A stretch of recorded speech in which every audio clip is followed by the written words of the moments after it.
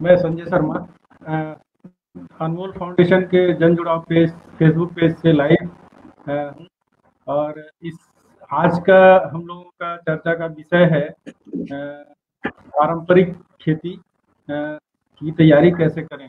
इस समय चूंकि लग रहा है इसलिए किसान तैयारी कर रहे हैं अलग अलग जगहों पे, तो हम लोगों ने सोचा कि इस पर कुछ बात किया जाए। और इसके लिए हमारे बीच में अनिल वामने जी हैं, जो जन स्वास्थ्य सहयोग संस्था है गनियारी बिलासपुर में, उसमें प्रोग्राम कोऑर्डिनेटर हैं।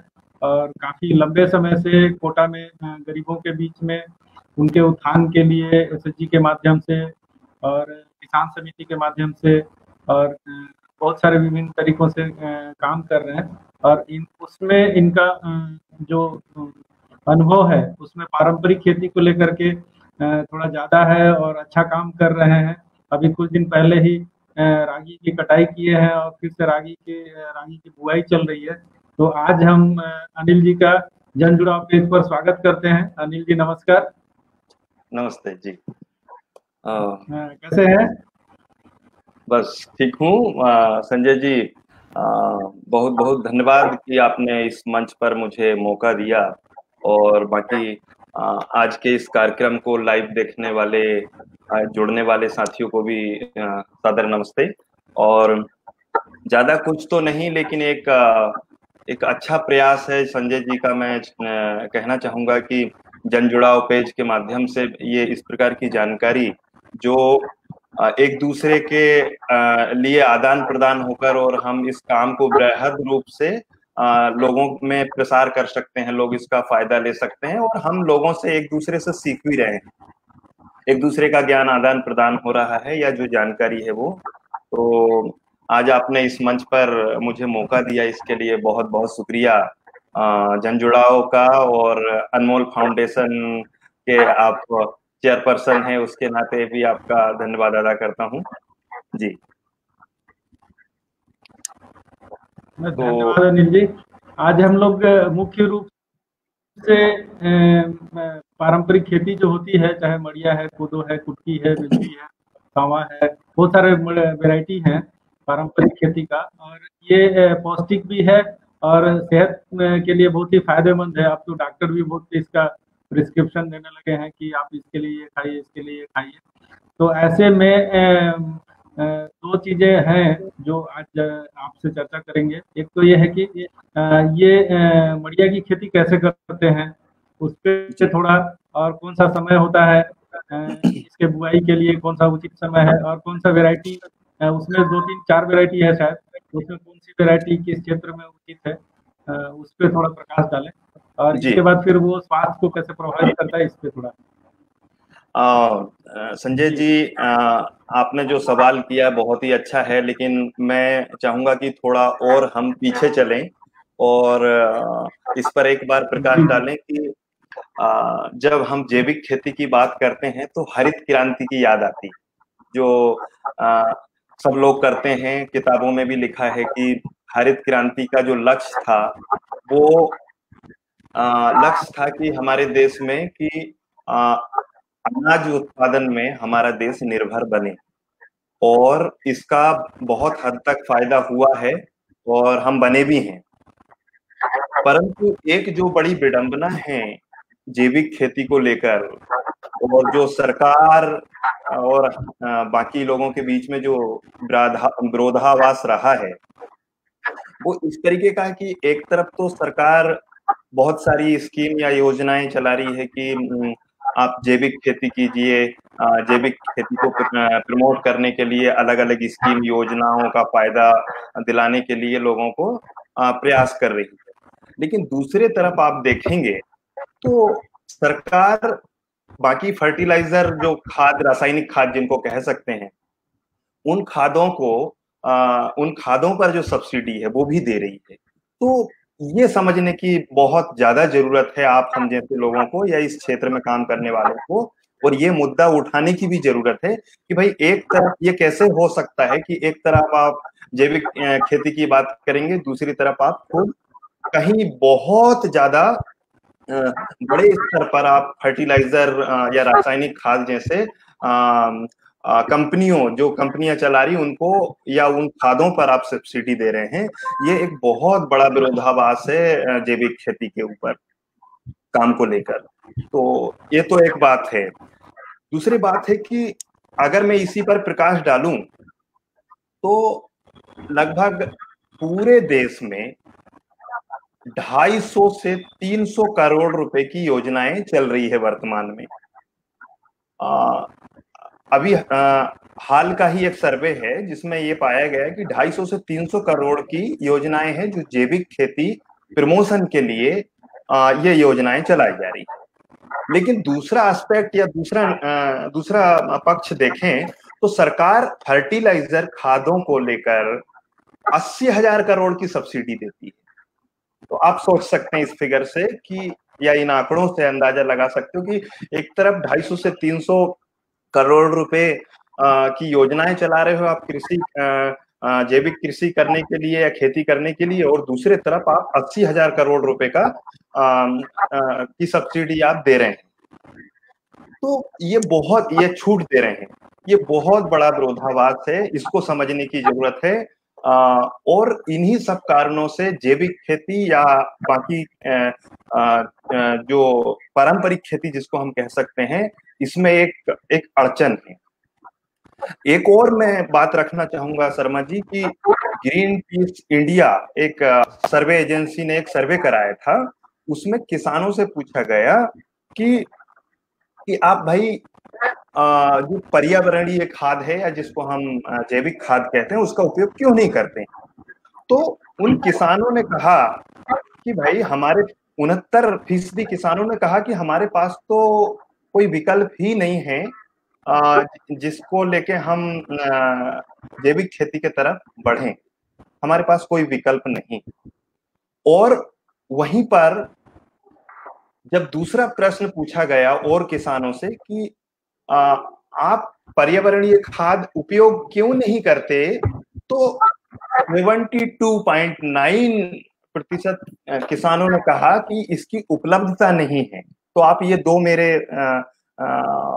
दो बातों से या दो पक्षों से समझ सकते हो कि 69% किसान कह रहे हैं कि हमारे पास विकल्प नहीं है, और 72.9% किसान कह रहे हैं कि उनके पास उपलब्धता नहीं है। आप हम ये मान सकते हैं कि जिस प्रकार आज सरकार, चाहे केंद्र सरकार हो, राज्य सरकार हो, अगर वो इन किसानों के लिए जैसे फर्टिलाइजर खाद या बाकी जो रासायनिक खाद उपलब्ध कराती है सब्सिडी देकर, 80,000 करोड़ की सब्सिडी देकर, उसी प्रकार अगर जैविक खादों को प्रमोट करे तो वो सब्सिडी भी, अगर ये इतनी बड़ी सब्सिडी अगर वो जैविक खादों के ऊपर देंगे तो ये खाद का उपयोग किसान आराम से कर पाएंगे, और हमारे स्वास्थ्य से भी हम इसको जोड़ के देख पाएंगे कि जो अभी जिस प्रकार जो ट्रेंड चला हुआ है, जो बड़ी बड़ी मल्टीनेशनल कंपनियों ने, जो पहले हम गांव के किसान हम मालिक हुआ करते थे, आज हम उन्हीं के दरबार में या उन्हीं के डेयरी पर जाकर हमको बीज हमारे खेत में उगाने के लिए बीज को हमको मांगना पड़ता है, या उसको बहुत कई 100 गुना दामों में ज्यादा खरीदना पड़ता है। और हमारी धान का रेट या हमारे अनाजों का रेट आप देखिए, आप जान सकते हैं कितना कम है। और अगर वही फर्टिलाइजर बीज या चुनिंदा बीज या फाउंडेशन बीज जिसको बोलते हैं, अगर उसको खरीदें तो वो आज 25 किलो की जो बैग होता है, बोरी होती है, वो लगभग 2,000 2,500 अलग अलग वेराइटियों के माध्यम से अलग अलग वेराइटियों के नाम से इतना महंगा बेचा जाता है। और किसानों के बीज को उन कंपनियों ने अपने अधीन ले लिया, और उन्हीं बीजों को फिर हमको वापस करके चुनिंदा के नाम पर, और ये खिलवाड़ मल्टीनेशनल कंपनियां कर रही है, और जिसका खामियाजा ग्रामीण किसान और के ऊपर, और साथ ही साथ जैविक कृषियों के ऊपर बहुत बुरी तरीके से और बहुत बृहद रूप से पड़ा हुआ है। जिसको हम देख सकते हैं कि आज सारे जगह में बढ़ती आबादी और बढ़ती जरूरतों को लेकर कंपनियों ने ये चीज को बहुत अच्छे से भांप लिया कि बढ़ती आबादी और बढ़ती जरूरतों को लेकर लोगों की जरूरत है, तो उन्होंने पैसों को एक आधार बनाया और हमारी खेतियों को ध्वस्त करने का काम किया।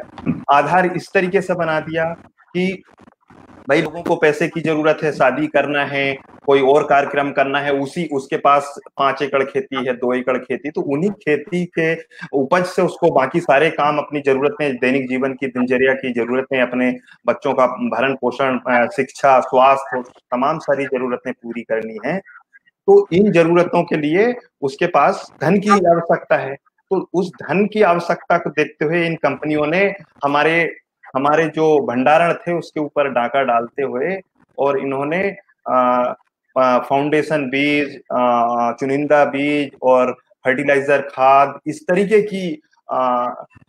तरीके के वस्तु निकालकर और खादों को निकालकर लोगों को प्रलोभन दे देकर, ज्यादा उत्पादन का प्रलोभन देकर हमारी पारंपरिक खेती का बेड़ा गर्क करके रखा। और इसमें भी सरकार भी उतनी ही भागीदारी है जितना कि एक कंपनी है, क्योंकि सरकार भी नहीं चाह रही है। एक छोटे मन से प्रयास किया जाता है, बहुत कम लोगों के साथ में। आपने देखा होगा शर्मा जी कि बहुत, जहां भी ये कार्यक्रम चलाए जाते हैं वहां बहुत ही छोटे कम किसानों या गांव के लिए ये कार्यक्रम चलाए जाते हैं। तो इस प्रकार से हमारी खेती को बड़ा एक नुकसान हुआ है।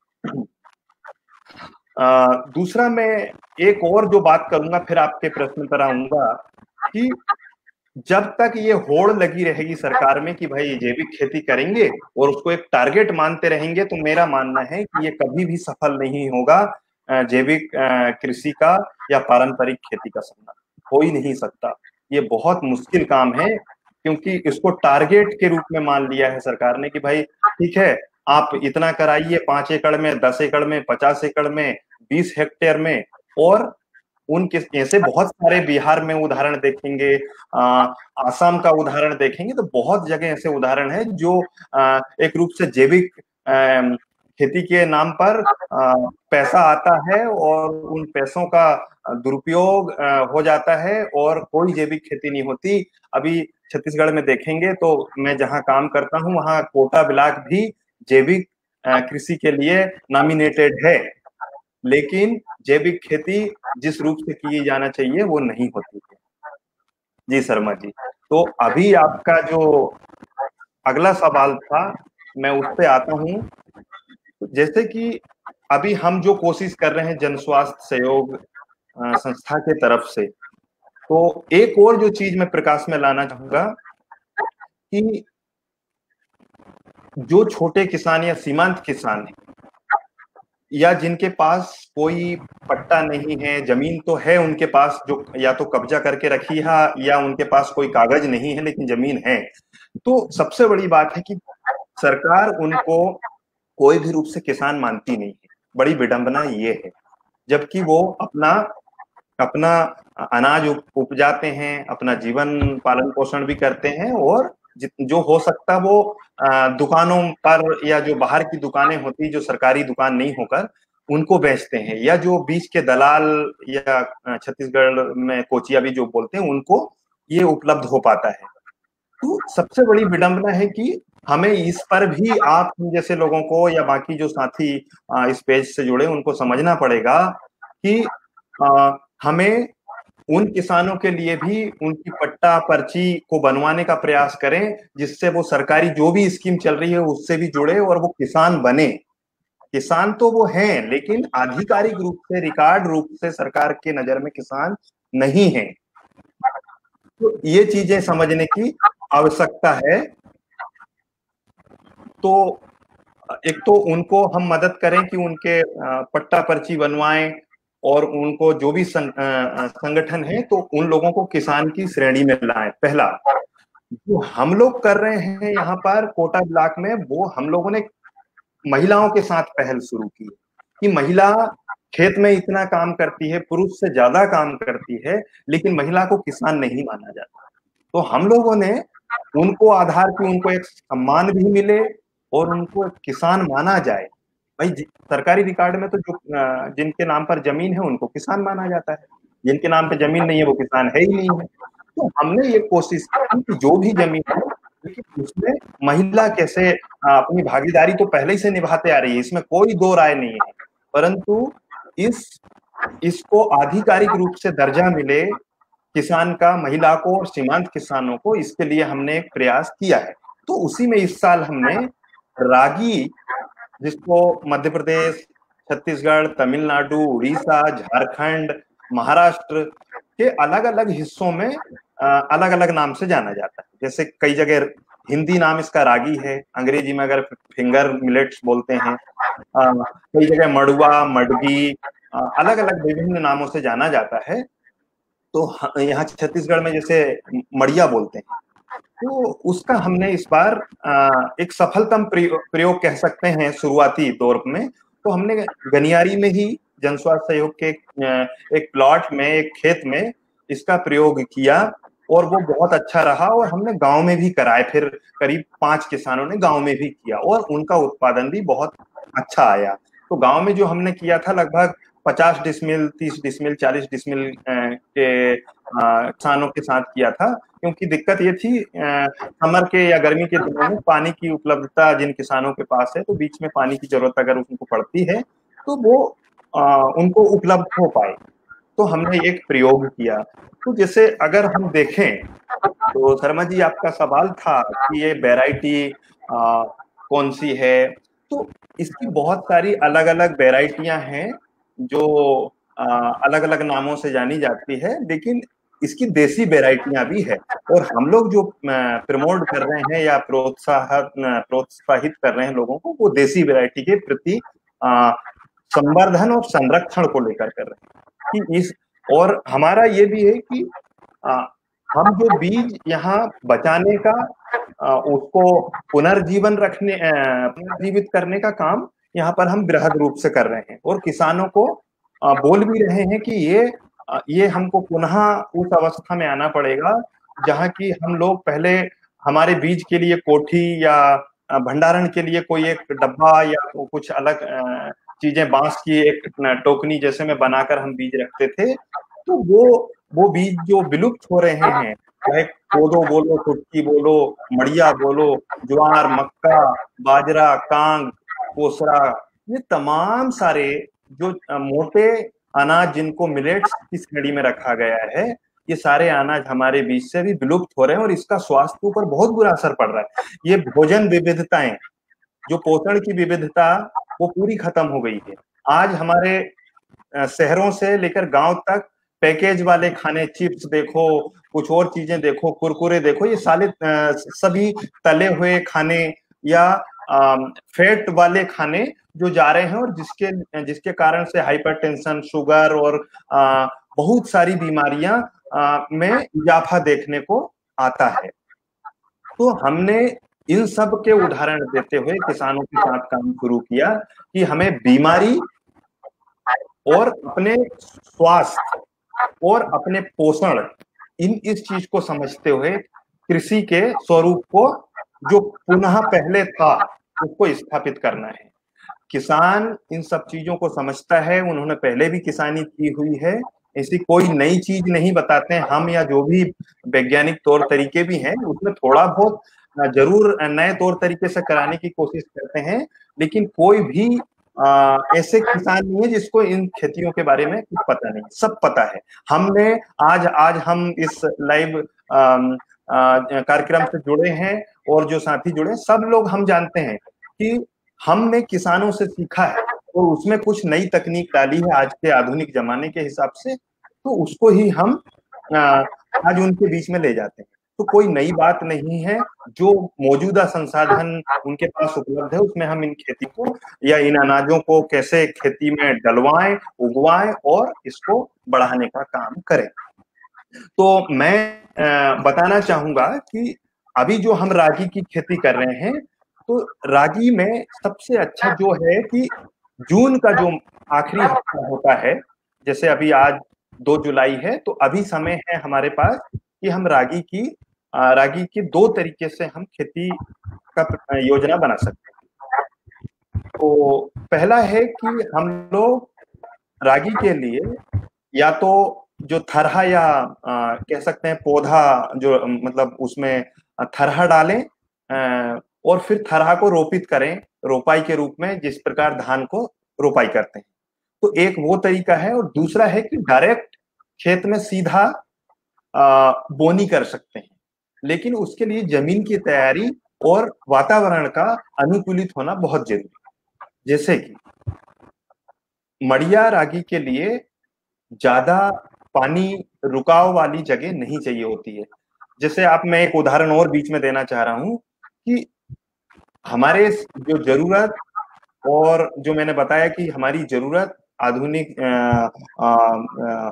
इस दौर के हिसाब से बढ़ी, तो उसमें हमने बहुत सारे चीज को जो कंपनियों ने कब्जा लिया है हमारा, तो उसमें क्या किया कि भाई आप चावल ज्यादा लगाइए, 1044, तो बहुत सारी नई नई वैरायटियां निकाली, उत्पादन के चक्कर में लोगों ने खेत को गड्ढा बना लिया।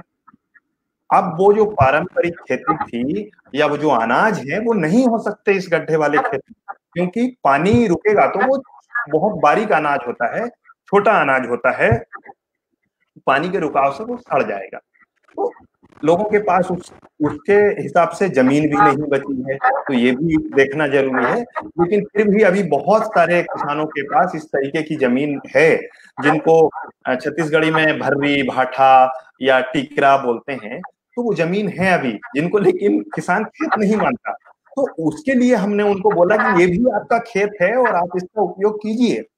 तो ये जो अनाज है, चाहे आप कोदो, कुटकी, सवा, बाजरा, कांग, मड़िया, ये जो भी है, इनको जहां जल भराव नहीं होता खेत में, उस जगह में जहां समतल जमीन हो, उस खेतों में बहुत अच्छे से इसका उत्पादन ले सकते हैं।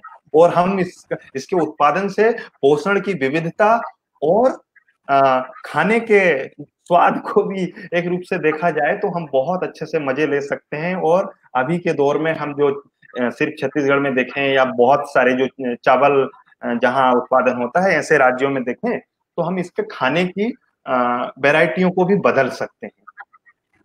तो सरमत जी, मैं ये कहना चाह रहा था कि मड़िया का जो लगाने का समय अभी बहुत अच्छा है। हम लोगों ने अभी लगभग 16 एकड़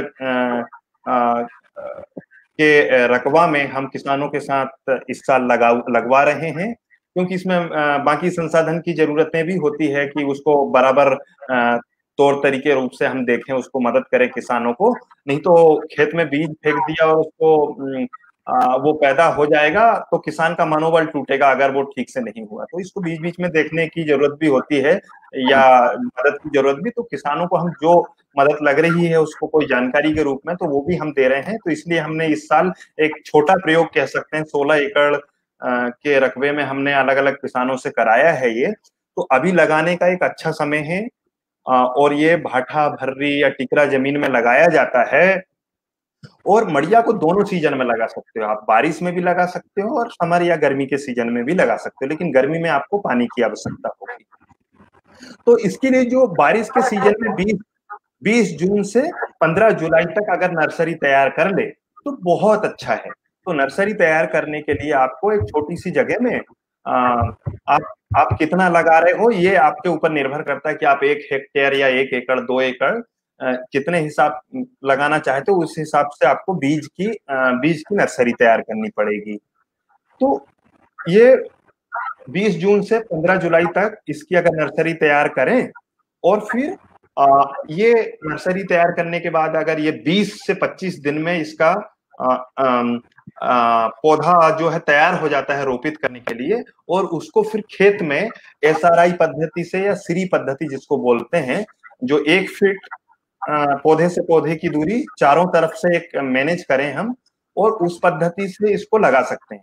मैं एक बात यहाँ और कहना चाहूंगा कि हम किसानों को बहुत सारा डर ये लग गया है कि भाई SRI पद्धति से धान कराई जाती है, अगर बीच में बारिश रुक जाती है तो धान में बड़ा नुकसान होने का डर होता है। लेकिन मड़िया में ये नुकसान का डर नहीं है, क्योंकि मड़िया में पानी या रागी में पानी की उतनी आवश्यकता नहीं होती है बारिश के दिनों में, सिर्फ नमी चाहिए। तो इसमें SRI पद्धति या सीरी पद्धति या जो मेडागास्कर जिसको बोलते हैं, तो इसमें डरने की जरूरत नहीं है कि इसमें कोई नुकसान हो जाएगा फसल का, बिल्कुल नहीं। तो हम पौधे की दूरी 1 से 1 फीट रखेंगे तो बहुत अच्छे से पौधे का ग्रोथ होगा। और एक एक पौधों में, अभी जो हमने किया था उसमें एक एक पौधों में 20-20 टन से या 20-20 जो डालियां या जो साइड से उनके जो पौधे निकलते हैं वो 20-20 तक आए हैं हमारे एक एक पौधे से, जो पची के जो निकले हैं। तो ये एक है। उसके बाद है कि जैसे नर्सरी अगर हम तैयार करें तो 2 डिसमिल जमीन, जैसे 8 मीटर गुणा 10 मीटर हम ले लें, और फिर 1 किलो मड़िया ले लें, 15 से 20 टोकनी कंपोस्ट खाद जैसे गोबर खाद ले सकते हैं, और 5 लीटर जीवामृत, और पेरा पुआल, जो पैरा कटिया होता है, कटिया नहीं, पैरा होता है जो धान का पेड़ी, उसको ढकने के लिए। तो जैसे हम एक जगह में 8 मीटर गुणा 10 मीटर का एक जगह ले ली, और उसमें उसको अच्छे से बखर दिया, और उसमें पानी डाल के बीज को डाला ऊपर ऊपर, और हल्के से मिट्टी से थोड़ा थोड़ा खाद से उसको ढको, ज्यादा नहीं ढकना है, और फिर ऊपर से पुआल को ढक दीजिए, पैरा को ढक दीजिए, और फिर पैरा के ऊपर से पानी डाल देंगे थोड़ा हल्का सा, और उसको छोड़ दीजिए। 4-5 दिन के बाद इसमें अंकुरण होकर उसमें पौधे निकल आते हैं। उसके बाद पैरा को हटा देंगे, और फिर उसको 15 से 20 दिन का होने देते हैं उस पौधे को, और फिर उसको खेत में, सूखे खेत में, सूखे मतलब नमी हो लेकिन पानी भरा नहीं होना चाहिए, उसमें उसको हम रोपित करें 1 फीट बाई 1 फीट की दूरी पर, और लाइन पद्धति से लाइन बना सकते हैं, क्रॉस लाइन बना सकते हैं, रस्सी से लाइन बना सकते हैं, और चारों तरफ से क्रॉस कर दें, और जहां जहां कट होगा लाइन का वहां पर हम इस पौधे को लगा सकते हैं। और पौधे के लगाने के बाद में ये तो हो गया कि हमने पौधा लगाया। दूसरी पद्धति है कि अगर हम बोना चाहते हैं, सीधा डायरेक्ट खेत में बीज डालना चाहते हैं, तो खेत की तैयारी करें, मिट्टी भुरभुरी हो इतना ध्यान रखें, ज्यादा गीला ना हो खेत, नहीं तो अनाज सड़ जाएगा। और उसको फिर हम खेत में डालने के बाद में हल्का सा उसके ऊपर से पाटा, जिसको बोलते हैं छत्तीसगढ़ी में, उसको ऊपर से चला दें, और हल्का सा बीज दब जाए। 5 से 6 दिन के भीतर ये बीज निकल आएगा, अंकुरण आ जाएगा, और बढ़िया से इसका पौधा तैयार हो जाएगा। और फिर इसमें बारिश में तो पानी की ज्यादा आवश्यकता नहीं पड़ती है, जो भी मौसमी पानी गिरेगा उससे इसका उत्पादन हो जाएगा। तो इस प्रकार से ये 2 पद्धति है, एक तो हम सीधा बीज डालें, और दूसरा हम पौधे मतलब सीधा रोपाई कर सकते हैं खेत में, पहले नर्सरी तैयार करके। तो ये एक इसकी पद्धति है। अब इसमें जो खाद है, तो जीवामृत आमतौर पर बहुत सारे किसान इसको जानते हैं कि जीवामृत गौमूत्र और बेसन और गुड़ से बनाया जाता है, और थोड़ी सी मिट्टी मिलाते हैं, और इससे बनाकर हम जीवामृत बहुत ही अच्छा काम करता है, हमने देखा है, इसका प्रयोग हम हमेशा से कर रहे हैं। तो जीवामृत है, या पंचगव्य भी बोलते हैं, कीटनाशक एक रूप से देखा जाए कीट नियंत्रण के लिए। तो उसको 5 प्रकार की उसमें पत्तियां, जिसमें 3 पत्तियां कड़वी हो और 2 पत्तियां कोई और ऐसी पत्तियां हो, जिसको उबाल के पानी में, और उसको काढ़ा बना के, और फिर उसको मिट्टी थोड़ी मिला के, और उसको हम खेतों में डाल सकते हैं, इसमें गौमूत्र में मिला के, और हम सीधा सींच सकते हैं खेत में। तो इससे कीट नियंत्रण का भी एक है। तो अगर मैं ये कहना चाहूं कि 1 एकड़ में अगर हम मड़िया लगा रहे हैं, तो ज्यादा जरूरत नहीं, 5 केजी 1 एकड़ के लिए लगभग पर्याप्त अनाज होता है। तो हम 5 केजी 1 एकड़ के लिए बहुत अच्छे से आराम से कर सकते हैं, और इसका जो उत्पादन है वो बहुत अच्छे से हम ले सकते हैं। तो शर्मा जी, आपका पहले सवाल का जवाब तो ये है, अब आगे और आप बताएं कि किस पर हम और बात कर सकते हैं। बहुत बढ़िया अनिल जी, चर्चा जैसी चलनी चाहिए, जो जानकारी चाहिए उसके आपका अनुभव बहुत अच्छा है, अच्छे तरीके से उसको बता पा रहे हैं। एक और था कि मतलब 2 चीजें और लोग जानना चाहेंगे। एक तो ये है कि बीज की उपलब्धता कहाँ और कैसे सुनिश्चित हो सकती है, और दूसरा था मार्केट के बारे में आपने थोड़ा सा बताया था कि मार्केट कैसे हो सकता है। तो जो लोग उत्पादन कर रहे हैं वो उनका मार्केट का व्यवस्था कैसे बनाया जा सकता है या कहाँ है, उपलब्ध है, इस पर अगर थोड़ा प्रकाश डालें तो लोगों आपने आपने मेरी मुंह की बात छीन ली। बहुत ही बेहद और बहुत जरूरी सवाल पूछा आपने। मुझे बहुत तकलीफ होती है जब मैं ये बात किसी से करता हूँ। मैं भी एक किसान का बेटा हूँ। मुझे बहुत तकलीफ होती कि सरकार ने इसके मिनिमम सपोर्ट प्राइस घोषित करके रखे हैं छोटे अनाजों का, मोटे अनाजों का, माफी चाहता हूँ। तो इनको मोटा अनाज कहा जाता है।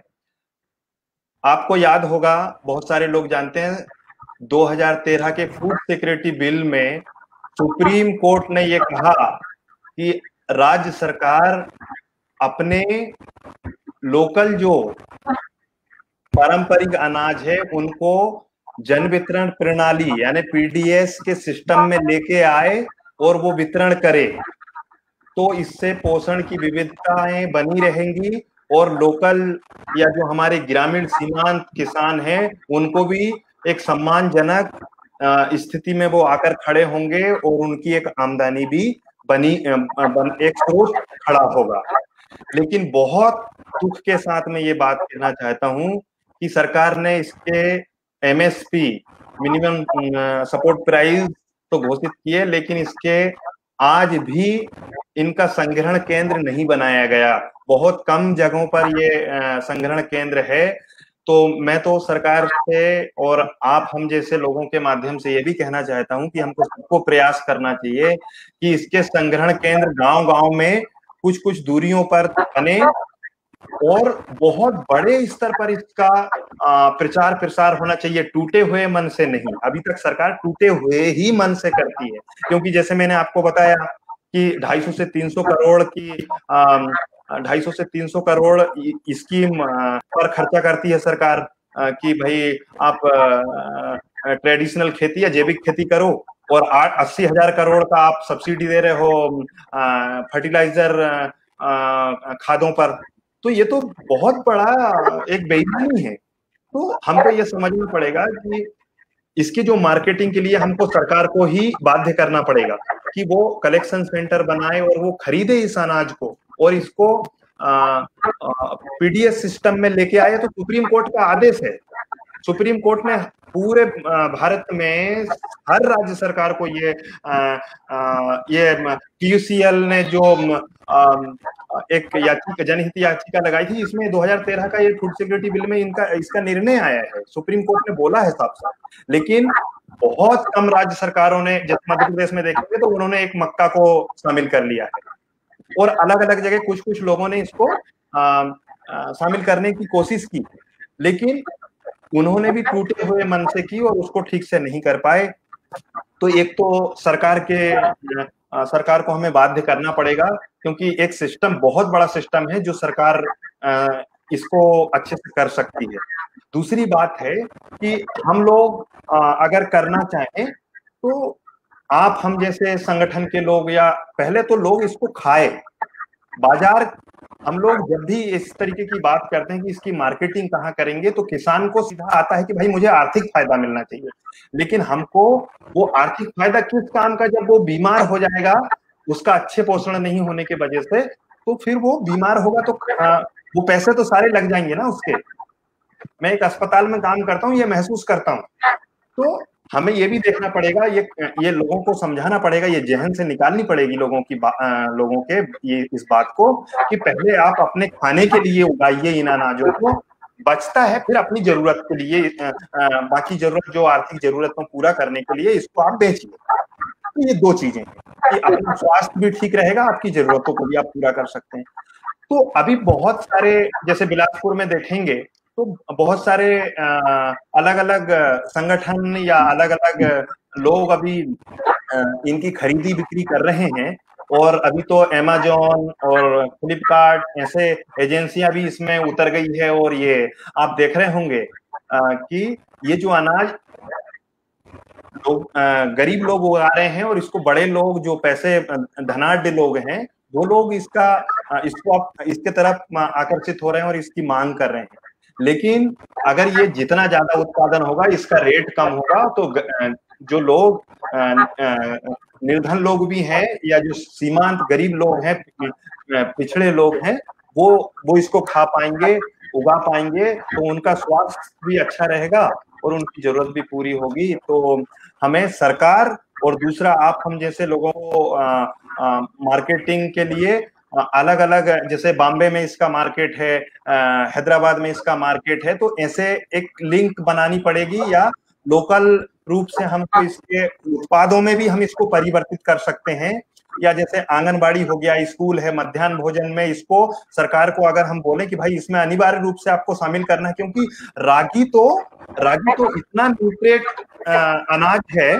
जैसे मैं बताना चाहूंगा कि इसमें प्रोटीन 7.30 पॉइंट है, कैलोरी इसमें 344 है किलोग्राम, और इसमें जो कैल्शियम है जो हड्डी को मजबूत करता है, हड्डी बनाता है, वो 283 है, और लोहा जो आयरन या खून की कमी जो पूरा करता है वो 6.4 ग्राम है। तो इसमें इतनी पोषक तत्व है, इतना अच्छा है कि इसको हम स्कूल में क्यों ना प्रेफर करें, आंगनबाड़ी में जो रेडी टू ईट है इसमें क्यों ना कर सकें। तो पहले सरकार, और फिर सरकार को दूसरा बोले हम कि कलेक्शन सेंटर आप तैयार कीजिए, तभी जाके ये जैविक कृषि का सपना पूरा हो सकता है, वरना ये बहुत बेईमानी है और बहुत मुश्किल काम है। 10 किसानों को एक गांव में जैविक करा दिया करके ढिंडोरा पीटने से ये कभी नहीं हो सकता। ये बिल्कुल एकदम, आज मैं ये जिम्मेदारी पूर्ण बात कर रहा हूँ, तो हमको ये समझना पड़ेगा। और फिर इसके उत्पादों को, जैसे बहुत सारे तमिलनाडु में देखेंगे तो बहुत सारे लोग इसके जो नड्डे जिसको बोलते हैं, फिंगर चिप्स या और पापड़, इसका हलवा। मैं कुछ 6-8 महीने पहले उड़ीसा के बरगढ़ जिले गया था, वहां हमको 5 से 7 प्रकार का व्यंजन सिर्फ मड़िया से बना हुआ खिलाया था। तो इस तरीके से हमको मार्केटिंग के लिए सरकार को बाध्य करना पड़ेगा, और फिर जो कुछ कुछ कंपनियों के से भी हम संपर्क कर सकते हैं कि हमारा उत्पाद आप मतलब लेके इसको खरीदिए, या अमेज़न, फ्लिपकार्ट, इस तरीके के उसमें भी हम संगठन बनाकर भी इसमें आ सकते हैं। तो ये एक मेरा इसमें स्टेटमेंट था जी। बहुत सुंदर अनिल भाई, इतनी अच्छी जानकारी आपसे मिल रही है, और चूंकि हम लोगों का समय भी हो रहा है, तो आगे और प्रिपरेशन करके हम लोग इसको सीरीज के साथ चलाएंगे, क्योंकि बढ़िया एक ऐसा चीज है, अलग अलग क्षेत्रों में मैं अभी इस पर मैं भी अध्ययन कर रहा था, तो समझ में आया कि अलग अलग क्षेत्रों में इसके खाने का उपयोग भी अलग अलग तरीके से करते हैं। बीमारी के टाइम में किस तरीके से उपयोग करना है, गर्भवती महिला किस तरीके से उपयोग करेगी, ये बहुत सारा चीज हमने लोगों के बीच में जान, पीवीटी जी के बीच में भी बैठ करके हमने जानने का प्रयास किया।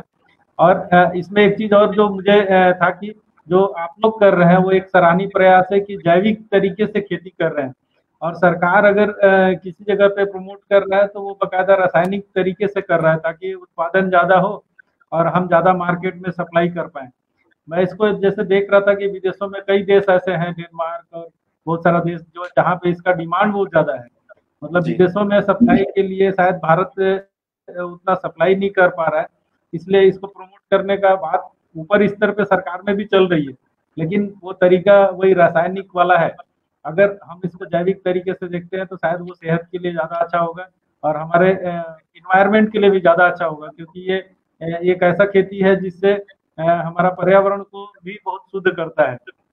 दूसरा, जो मेरे ख्याल से ये जमीन को भी फर्टिलाइजर बनाता है, बहुत उपयोगी जमीन बनाता है, तो कम पानी में उत्पादन होता है तो लागत भी कम लगता है।